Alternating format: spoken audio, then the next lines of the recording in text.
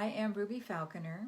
Today's date is August 31st, 2020, and this is an astrological update for the upcoming week. We have a full moon. The full moon where I live on the east coast of the United States. It will be exact on Wednesday, September 2nd, 1:22 a.m. So depending on where you live, the exact full moon will be taking place on the night of the 1st and the early morning of the 2nd. So it just depends on where you live. You can adjust accordingly. This full moon is a Pisces full moon, and it's going to be in another intense full moon. We've got the moon in a loose conjunction alignment with Neptune. Neptune is also in Pisces. Neptune is opposite Mercury in Virgo, and the moon is, of course, opposite to the sun in Virgo. So we've got our two Virgo planets, the sun and Mercury, opposing the moon and Neptune. And so always when we're dealing with Virgo and Pisces, we have a continuum, and the continuum is around order versus chaos and everything that kind of goes in between those two. More importantly, we will have a oncoming square of Venus and Mars that is highlighted by this full moon. Venus is in Cancer. It is moving in opposition to the great shift planets. That's Jupiter, Pluto, and Saturn in an alignment, a conjunction in Capricorn. And then we also have Mars in Aries. Mars is in its own sign. And Mars, from our perspective here on Earth, is beginning to slow down, meaning that, we can see Mars in the night sky. It's not moving very fast, and that's because it's preparing to turn retrograde. It will turn retrograde on September 9th, and it will be retrograde for about 2 months until November 13th. And during that time, Mars is going to continue to be in a challenging relationship, a square to the great shift planets. Now, also happening next week, we're going to have Jupiter turn direct. And so Jupiter will be turning direct, and then over the next 3 weeks period, we're going to have Jupiter turning direct, then Saturn, and then Pluto. And then, Mars retrograde is going to be hitting them all off, and then Mars is going to turn direct and going to be in relationship to them again. So we're in for a while, an intense period of Mars being in relationship to the great shift planets. This is a time I've been watching and feeling some concern about. It does, of course, cover the election here in the United States, and we've already seen what Mars in his own sign in a challenging relationship to Saturn. Saturn is Sobek, the old king in the Egyptian archetype, Jupiter, the young king, and Pluto, Osiris. Jupiter's Horus, the young king. Pluto, Osiris. Pluto is the lord of death, lord of the underworld. Osiris is the lord of regeneration. Mars is Set. This is the warrior. We've seen the increased tension, frustration, impatience, violence, shooting deaths, demonstrations with people getting killed, all kinds of things happening, more deaths from systemic racism, more black men being killed by police officers. So nothing's easing off, and I do have some concern about this period of Mars retrograde. So I'm saying this not to scare people, but rather just to let people know that we need to buckle our seatbelts. We're in for a bumpy ride in the next couple of months. So we've got that energy going on.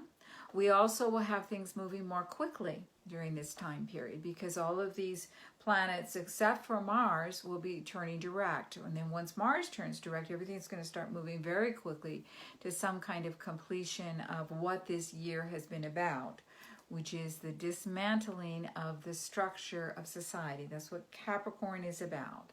In the Egyptian pantheon, Capricorn is commune.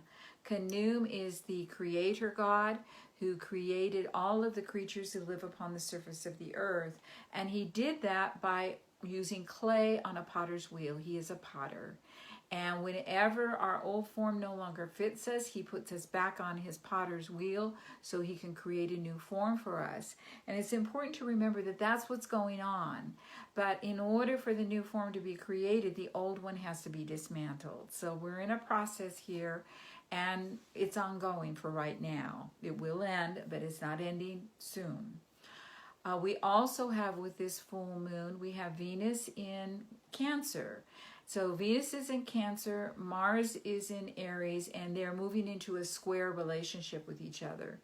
On the 2nd, on the day of the full moon, if you live on the East Coast, Venus in Cancer will be opposite Saturn. So that's a strong aspect in the full moon, is Venus opposite Saturn. And Saturn's always about restriction. The old king is always about limitation and restriction. Venus is values, the feminine principle, the yin principle, receptivity. It's Isis in the Egyptian pantheon. So the old king is challenging these principles of receptivity and of the yin energies and the values of home, safety, family, what it is that makes us feel safe. That's all part of the full moon chart. And we also, therefore, have a square between Venus and Mars, which will be exact on the 4th, on Friday. So, it's going to be kind of an intense week with all of these energies, and the full moon energy is going to be rather intense. We do have, toward the end of the week, a shift in some energies. We're going to have Mercury moving into Libra, and that takes place on Saturday the 5th. And then we have Venus moving into Leo, and that takes place on Sunday the 6th. And so these two planets, Mercury and Venus, are moving pretty quickly now. For a while in May and June, they were just not moving at all. They were, Venus spent a lot of time in the sign Gemini, and Mercury spent a lot of time in Cancer. And so that has moved on. That's some energy that's moving on. And the truth is, the matter is that any time any of the planets, the inner planets, move into one of the cardinal signs, and the cardinal signs are Aries, Cancer, Libra, and Capricorn, we get them in relationship to the great shift planets, which is why this feeling of tension and being stuck, it very much is a feeling of being stuck and that we can't move and the tension keeps building, that why that energy is there, and it's not ready to dissipate yet. So we will see some shifts with Mercury in Libra. Venus will be in Leo, and both these two planets will be in those respective signs for most of the month of September.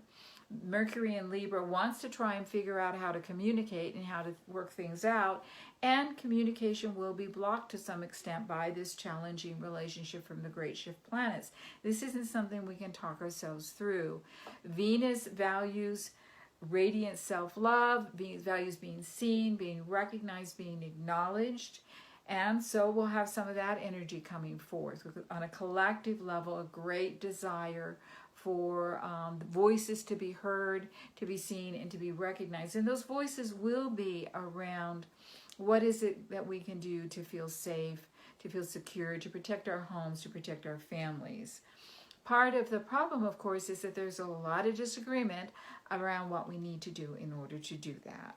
So that's not going to be easily resolved. And at the same time, all of this is moving forward. The dismantling is happening. We're seeing it.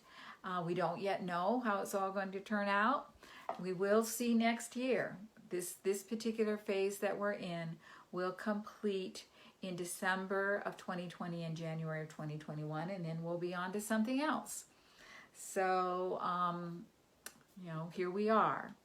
So what I wanted to focus on for this particular session, this particular journey that we're going to be doing, is I figure that we all need a little bit of star energy right now.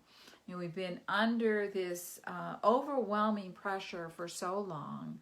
And I know from the things that people post on my Facebook page and the comments that I get and the reactions to various things that I post, that people are really getting tired of this energy. It's so repressive and it's so difficult and it's scary. And we have no idea where it's going, and it's getting scarier all the time. People being killed in the streets. What does that mean? How many people will feel comfortable going out to protest if there's something going on that they're not happy about, if another faction might show up and they've got guns? You know, what is that going to mean for the United States, you know, for our country? What does it mean for our country? So it's all kind of overwhelming. And, you know, that overwhelming feeling comes with the sign Pisces. This is a Pisces full moon. And as I said earlier in this talk, the moon is in a loose alignment with Neptune. And Neptune is in its own sign. It rules Pisces. Neptune's moving through Pisces. Pisces is a water sign. It's about cosmic consciousness. It's spiritual understanding, higher spiritual consciousness. It's about imagination, intuition, inspiration, all of these very elevated energies. It's about star consciousness, higher spirituality. It's also about confusion, illusion, delusion. And when we have that feeling of being overwhelmed, the sign Pisces is frequently coming into play, because that's what can happen. Pisces is like the ocean. And if you imagine yourself out in the vastness of the ocean, it's beautiful, it's amazing, it's incredibly powerful, and you can die out there. You can fall off of your boat or your raft or ship or whatever it is, and if you can't swim to shore, and if you can't swim back to that boat, you will drown. And so we can frequently feel overwhelmed and feel like we're drowning by the collective energy that's going on right now. And the more empathic you are, the more sensitive you are. If you're a person who has Pisces in your chart, if you're a person who has any water in your chart for that matter, or if you have a strong Neptune in your chart, you're going to be feeling a sense of overwhelm right now. And so it can be difficult to have that feeling. You know, what tends to happen with Pisces people and water people in general, and it works differently for Cancer and Scorpio than it does with Pisces. But just speaking about all of the water signs in general, there's a great sensitivity to other people's energy. And Pisces is particularly sensitive to the collective energy.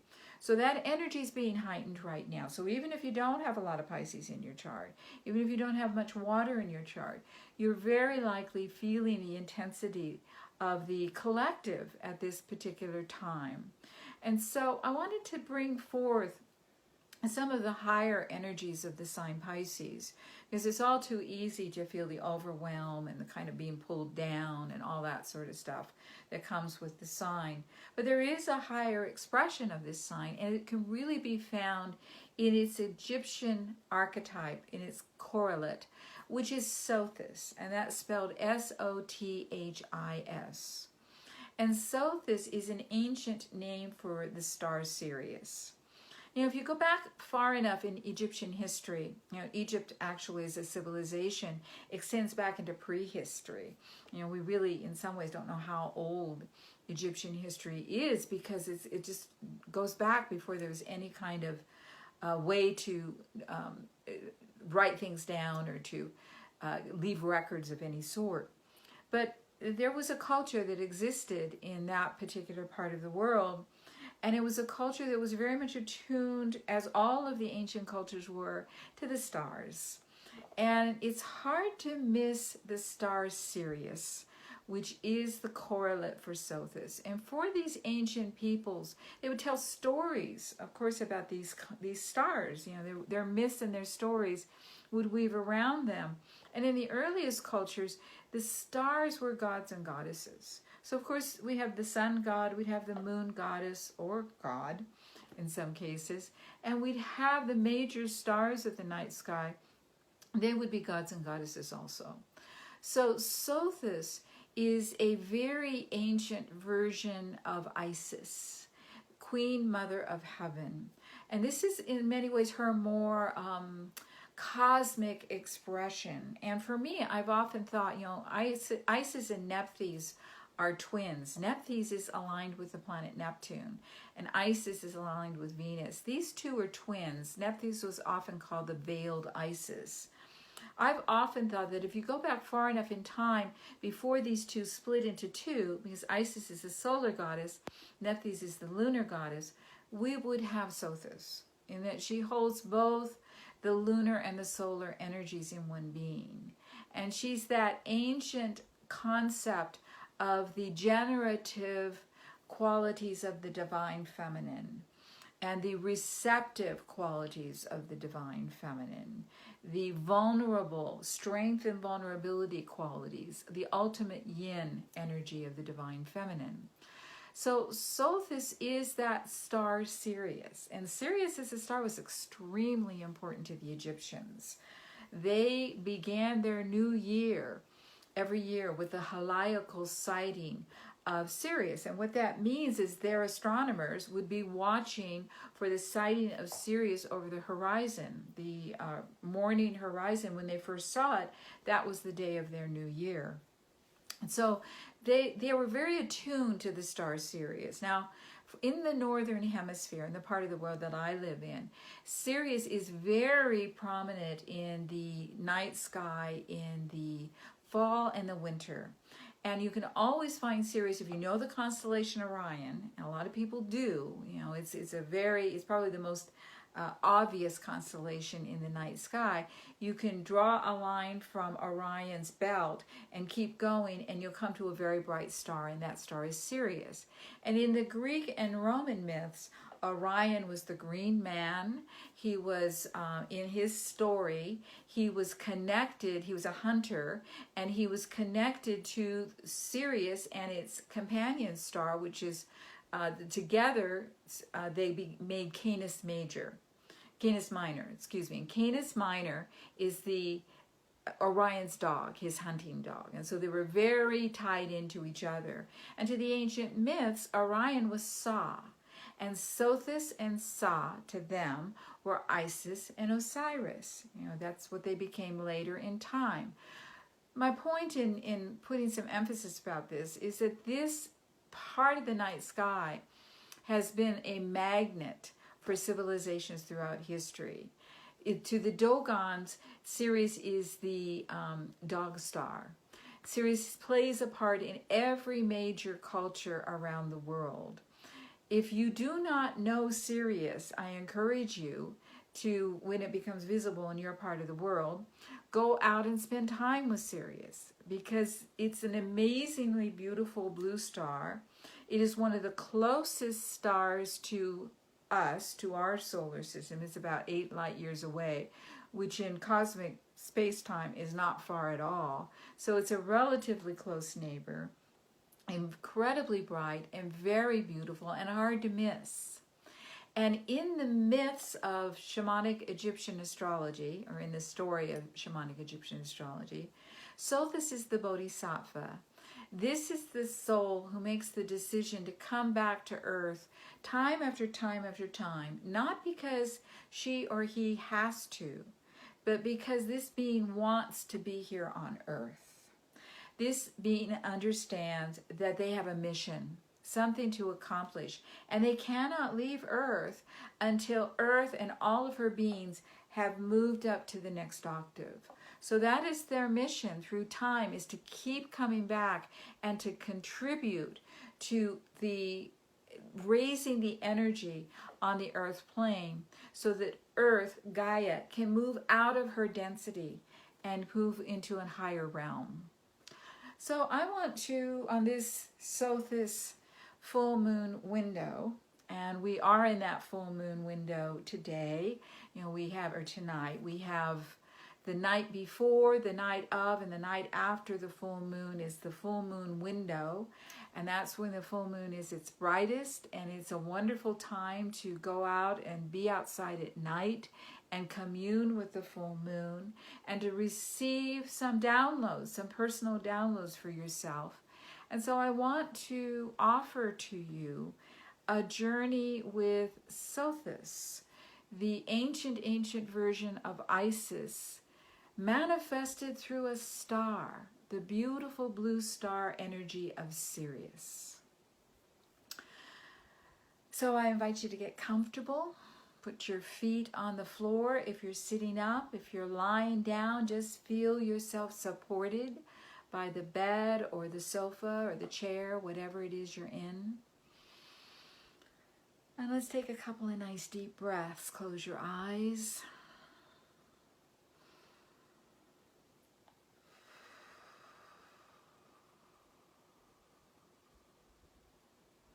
Nice deep breaths. And imagine with each breath you slip deeper and deeper into your bodies. Feeling very, very comfortable, letting go of all distractions, being completely here and present.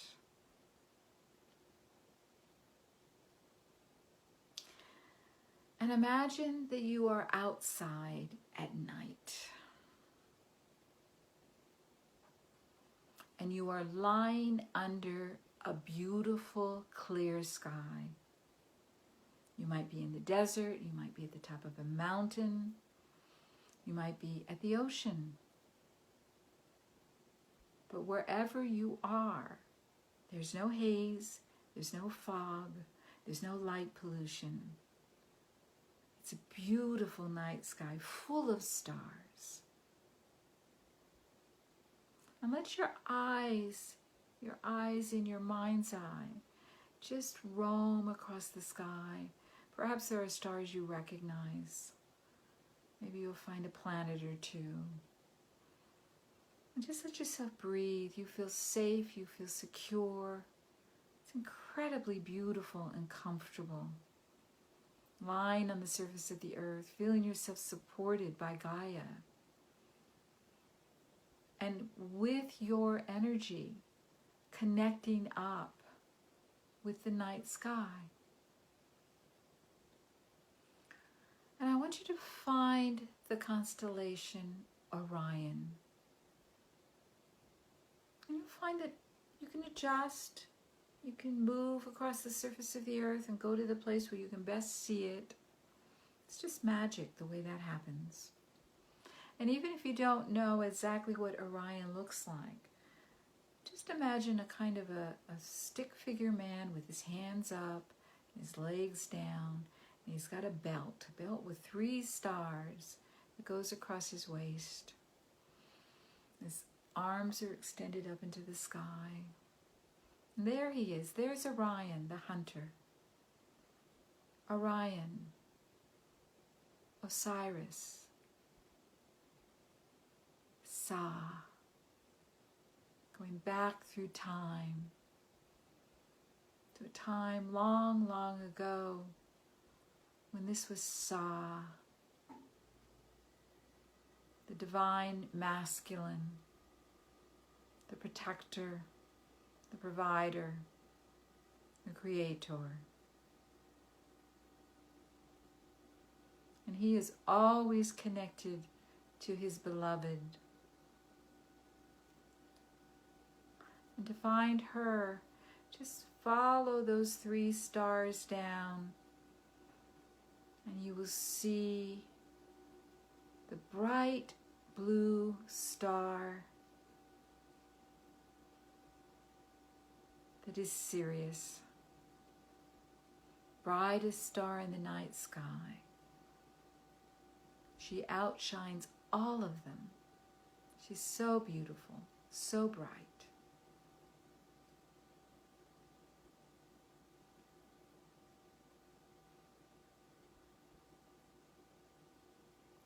Orion is always connected to her. Orion and Sirius, Osiris and Isis, Sa and Sothis, the divine feminine, generative, compassionate, receptive, full of unconditional love, the ultimate yin. Focus on this beautiful, bright blue star. This is Sothis. This is the home of the Bodhisattva.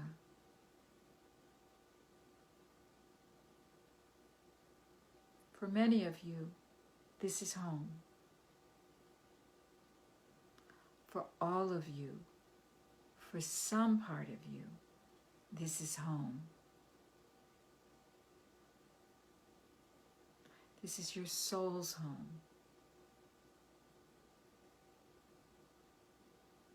We are all stardust. We all come from the stars, and to the stars we shall return. Beautiful blue energy flows through her body and emanates out to her heart, to you and to everyone on the surface of the earth. In your mind's eye, soften your vision. Open your energy field. Breathe in the energy of Sothis.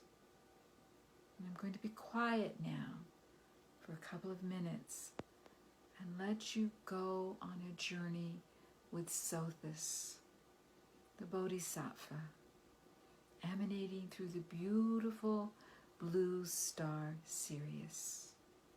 Nice deep breath. This is a journey of receiving. Receive from the divine.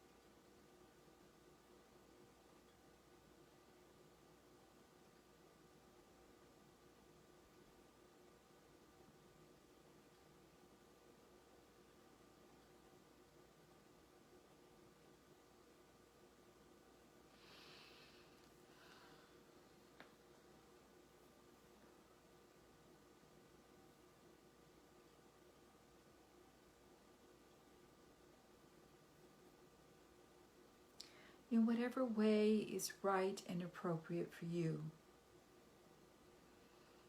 Ask Sothis, the Bodhisattva, she who loves us no matter what we do, no matter who we are. Ask her for help.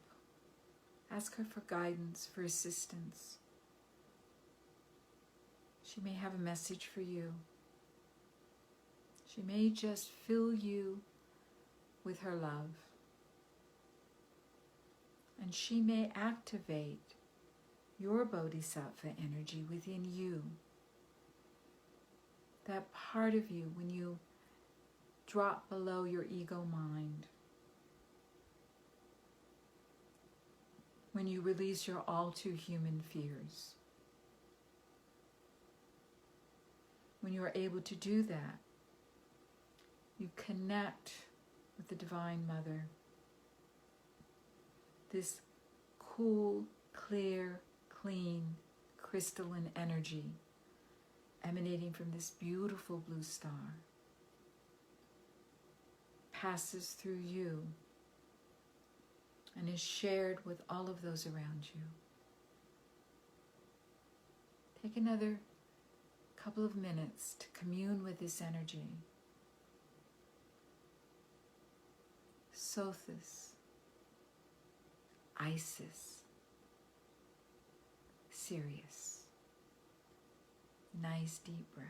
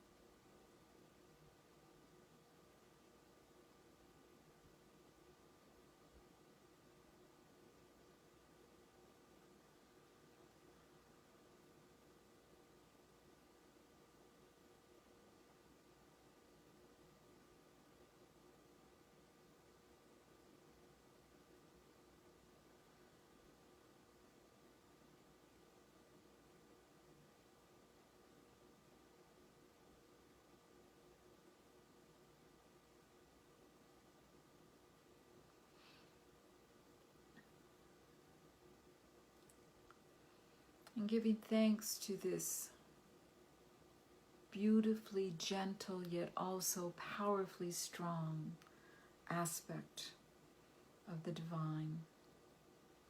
Gather together all that you need from this information, all the messages you want to keep. Put them in your field, close your field up, knowing you will keep with you only that which you need to guide and protect you in the days ahead.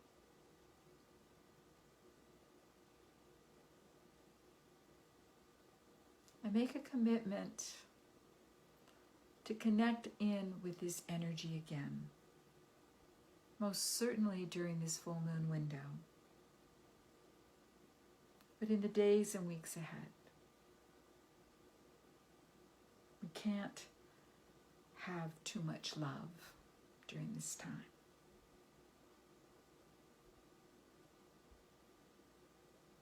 Both for ourselves and also love to send to others, and most particularly to send to our beautiful blue planet, beautiful marble in space.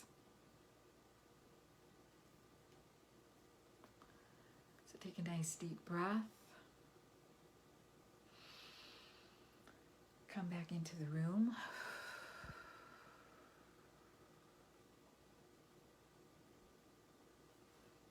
Thank you. We will talk again.